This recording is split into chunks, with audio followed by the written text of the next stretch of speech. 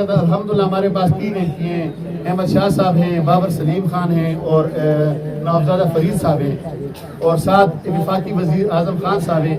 اور اعظم خان صاحب کا میں خصوصی طور پہ شکریہ ادا کروں گا کہ انہوں نے جو ابھی فنڈ اریگیشن کے جو فنڈز ہوئے ہیں، جس طرح شاہ صاحب خان نے کہا کہ یہاں پہ 50 لاکھ روپے دیے، اور اس 50 لاکھ کے علاوہ ان کے پاس تھوڑا سا فنڈ تھا. میں نے بھی ان سے ڈیمانڈ کی 3 کروڑ روپے میں نے بھی لیے ہیں ان سے، وہ بھی انشاءاللہ اسی علاقے پہ خرچ ہوگا. تو اور بھی ان کی معاونت لیں گے چونکہ وہ وزیر اعظم کے قریب ہیں، کیبنٹ میں ہیں.